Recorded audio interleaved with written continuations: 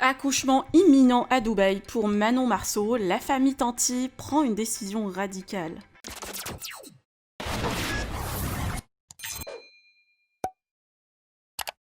La famille Tanti, Julien, Thiago, Manon et sa maman sont arrivés hier à Dubaï et comptent rester un bon moment. Manon, enceinte de 8 mois d'une petite Angelina, a décidé que son accouchement soit différent cette fois-ci et se fera à Dubaï. La famille compte-t-elle de déménager là-bas? Pour l'instant, le couple n'a rien confirmé, mais Manon a précisé que son accouchement se fera pas filmé comme celui de Thiago. Souvenez-vous, la petite famille s'est déjà rendue à Dubaï au début de grossesse de Manon et où ils ont acheté plein de choses qui sont stockées chez les Garcia.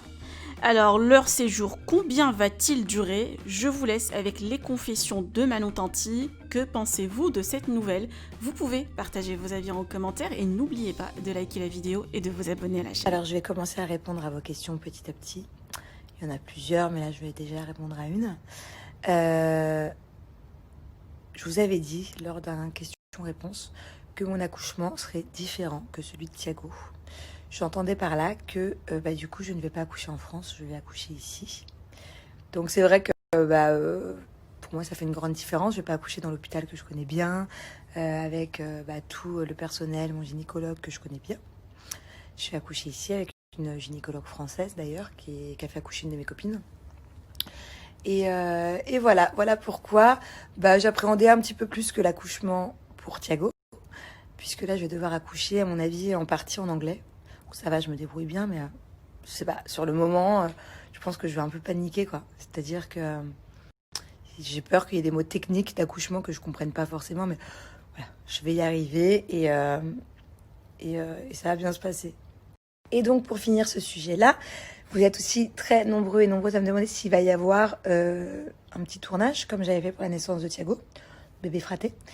Et la réponse est certainement non. À moins que ça change d'ici là, mais ça m'étonnerait parce que j'accouche quand même bientôt. Pourquoi? Parce que déjà, pour filmer à Dubaï, pour faire des tournages, il faut encore plus d'autorisation qu'en France. Déjà que c'est vrai que ça n'avait pas forcément été hyper facile de filmer en France. Il avait fallu que l'hôpital, les médecins, tout le monde approuve le tournage.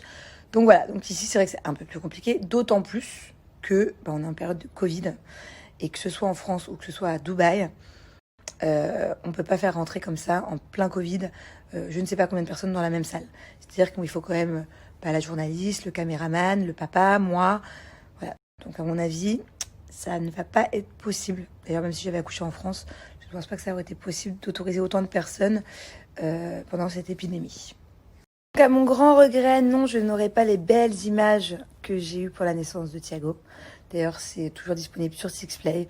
On avait pété tous les records. Tous les records. Je sais même plus à combien de millions on était. Je m'étais arrêtée à 20 millions de vues il y a 6 mois ou il y a 1 an.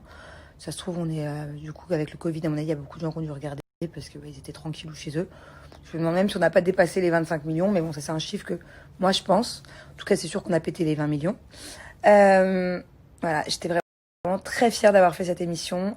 C'est une émission que des épisodes très courts, quand je les regarde, à chaque fois je pleure. C'est normal, c'est la naissance de mon fils. Je crois que vous avez été aussi nombreux à pleurer. Voilà, donc je vais essayer de rattraper un peu les choses avec ma fille. J'aimerais juste, en fait, je sais pas qui va filmer si je vais poser un téléphone. Je veux pas tout ça, mais j'aimerais avoir le moment quand même où au moment où on me la pose sur moi. Voilà, pour pouvoir regarder quand même ces quelques minutes qui sont tellement précieuses à mes yeux. Donc je vais voir avec Julien comment on va s'arranger pour essayer de magouiller ça. Donc voilà mes amours, je vais aller me préparer, prendre un bon bain chez le coiffeur.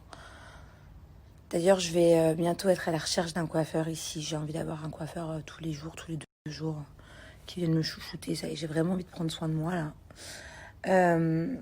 Mais bon, pour l'instant, je vais me contenter de celui de l'hôtel, qui est d'ailleurs très très bien. C'est un des meilleurs ici. Ça me fait trop bizarre. J'ai ma mère qui est descendue en bas faire un tour. Mon fils, mon mari qui est parti. Je suis seule. C'est-à-dire que là, si je veux, je me repose, j'écoute de la musique, je prends un bain. C'est pas arrivé depuis très très longtemps. Donc voilà, je sens que ça y est, c'est enfin le vrai repos. Je vais enfin kiffer ma grossesse. Et ça me fait trop chelou. Genre, quand j'ai rien à faire, je sais pas quoi faire. Bon, en tout cas, on aura bien parlé. Enfin, j'aurais bien parlé. Puisque ici, je suis vraiment ravie.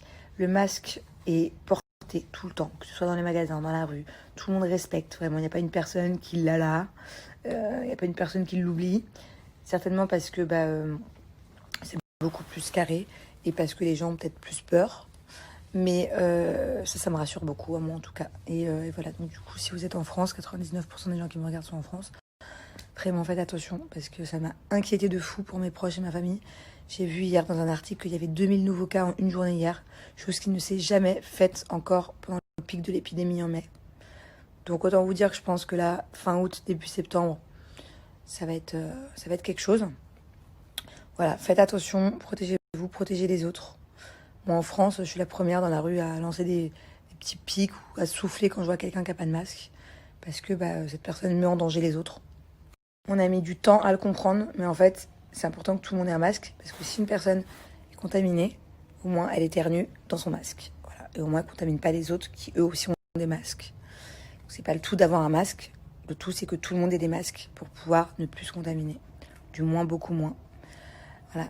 Et le pire, je trouve, ce qui m'a vraiment, moi, outrée et paniquée. Je peux comprendre les jeunes qui ont envie de faire la fête.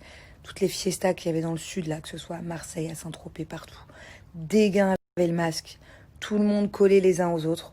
Moi, je trouve ça ouf. Mais après, je peux comprendre. Là, je suis enceinte. Du coup, je peux pas faire la fête. Mais je pense que même si j'avais été faire la fête, j'aurais mis mon masque, en tout cas. Donc voilà, c'est pas grave. Vous pouvez mettre des masques stylés qui va avec vos tenues et puis votre santé avant tout. Mieux vaut aller faire la fête et avoir un masque plutôt qu'ils ferment tout et qu'ils vous interdisent les cafés, les fêtes, les restaurants. Voilà, parce que sinon, c'est ce qui va finir par arriver, je pense.